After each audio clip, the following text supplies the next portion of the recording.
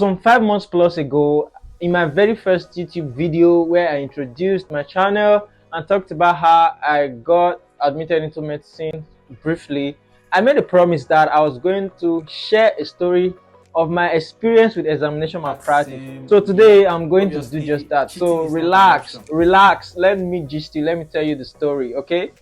Hello and welcome back to my YouTube channel. My name is Jude. I'm a final year medical student living in the capital city of Nigeria. To my returning subscribers, thanks, I love you. And if this is your first time coming across my content, I love you too, you're welcome. And please, I would like you to subscribe to my channel and hit the bell notification so you'll be the first to know each time I post content. Actually, I attended my primary school in my hometown, where most of the subjects were even taught in the local dialect. In fact, most times even the English teachers had to use the dialect to explain some words. So you wouldn't blame them because that was our primary language, our mother's tongue, what we're used to. And we had limited exposure to talk of the curriculum. For instance, I never knew that French was a topic till I left primary school, even quantitative reasoning and all of that. So actually, after primary school, I left my hometown for Benin City, where I did my secondary school. The first school I went to was in the heart of Benin City. So if you reside in Benin, you know Ekewan very well, the busy, famous Ekewan. The first school I attended there was Jato Memorial Christian College. I love that school. That was where I did my JSS1 and JSS2 before we had to relocate to the outskirts of the city and change school. But where I got a very good foundation was Jato Memorial Christian College. It actually gave me a very good foundation. A little boy coming from a village, coming to the city, seeing these smart kids speaking polished English. Initially, I was kind of intimidated. I was obviously the best from where I was coming from. I was topping all through my primary school. That's from primary 3 actually, because before primary 3 I was really bad. Like at a point they even had to advise my dad to allow me go and learn like handwork. I can't cope with school. But when I got to primary 3, when I started having sense, I said no, my situation cannot be like this. So I decided to start reading small. From being the bottom of my class, I started leading my class till I finished primary school. Then coming to secondary school in the city, obviously I knew these guys were like they've had more exposures. Most of them have even started doing business studies from primary school. They've done French, they've done quantitative reasoning, they've done a lot of subjects that I didn't even know that existed. So I felt, man, can I ever meet up with these guys? So out of that fear, during one test, I actually decided to carry, I think either it was French or one other strange subject. I decided to carry my notebook inside the exam hall. Who does that? I was caught and I was cautioned. Well, I actually ended up not really cheating because one thing I don't really know is asking people questions in exam hall. Right from time I've not been doing that.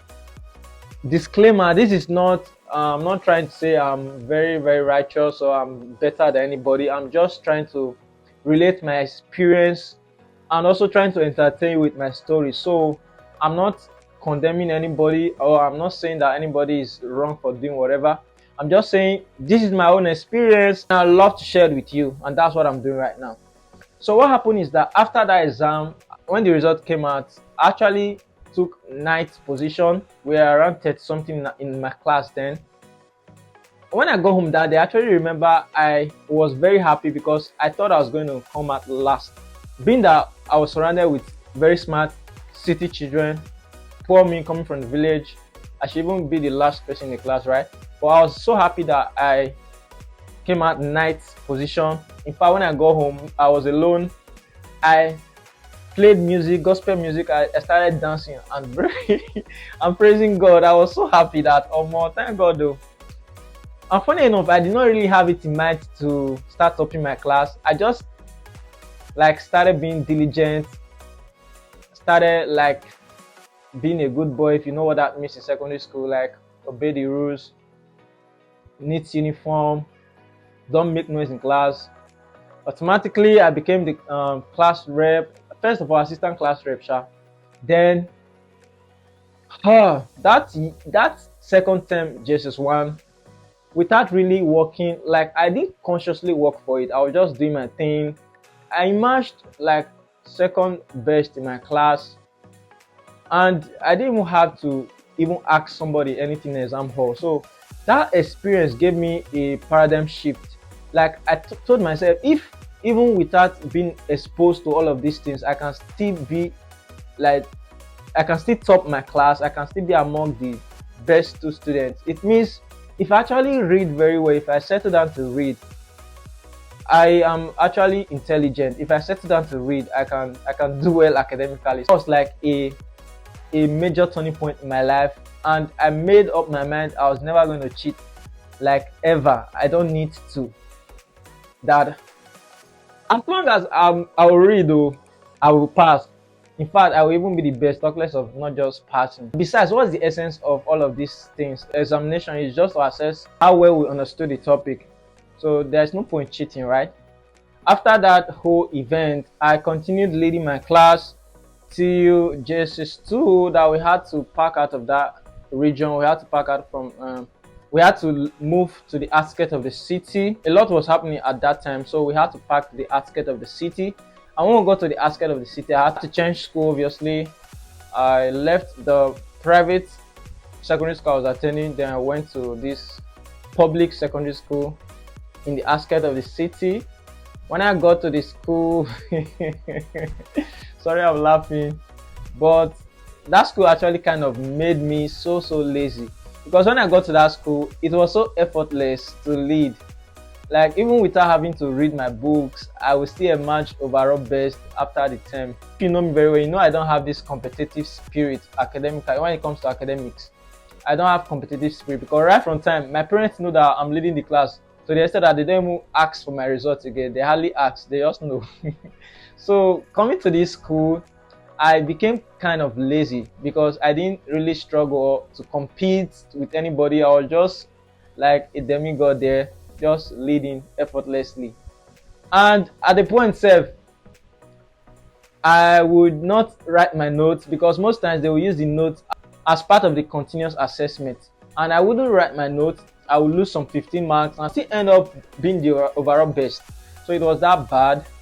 But then the whole narrative changed when I got to SS2, SS3, when I was preparing for JAM, and I started having some exposure, like attempting past questions and trying to see what I could do.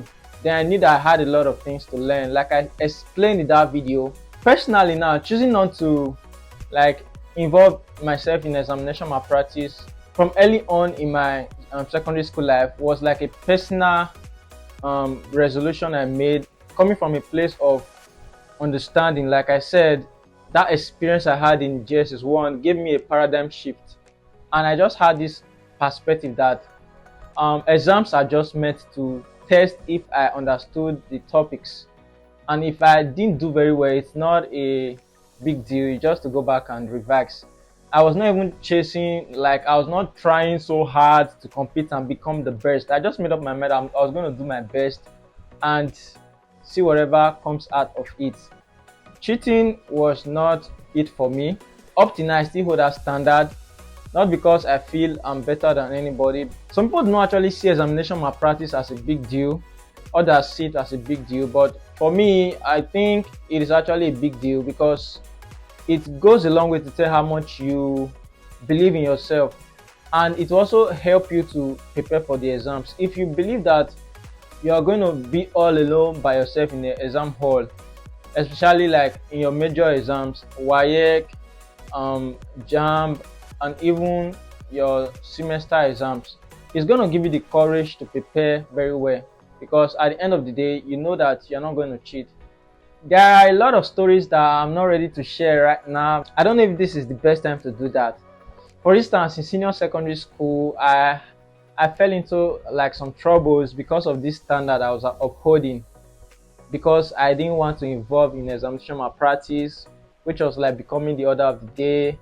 I fell into loggerhead with my principal at some point, even with some teachers, because my opinion was, why not teach these students and get them prepared for these exams, rather than asking them to pay money to to cheat in final examinations like in WAEC and even like in UTME. Like, why not teach these students what they need to know and give them the appropriate exposure? At some point, someone almost like broke my head, but I'm not ready to share that story today.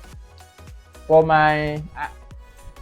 before I conclude, hey, I hope I've been able to comprehensively and concisely explain to you why I decided not to cheat and how it actually paid up for me, because I had moral justification, like some people would say, to cheat. In my secondary school, like my senior secondary school, I left my alma mater in JSS2 when I came to when I came to the other secondary school, which is a public secondary school. We didn't have some teachers. In senior secondary school, at some point we didn't have math teacher. At some point we didn't even have physics teacher, and these were like some major science subjects. So I could just justify that scenario and say, okay, it's not my fault. I would have loved to learn these things, but I didn't have anyone to teach me, so I'm gonna cheat my way out. But I decided not to do that. I decided to do personal studies, and it actually paid up for me, because sincerely, that was even one of the reasons why I made like straight A's in 100 level. Do you have any peculiar story like mine? What has been your experiences with examination malpractice? Please comment them below. This brings us to the end of today's video.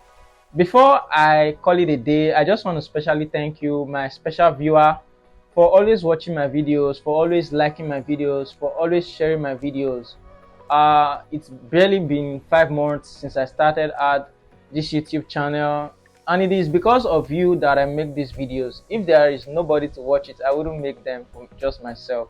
So I'm glad to share with you, and I'm very, very happy that you always come back to watch my videos. So thanks. And for all my subscribers, I have over 500 subscribers right now. I am really, really grateful for that. I did not expect it anyway, but thanks and God bless you.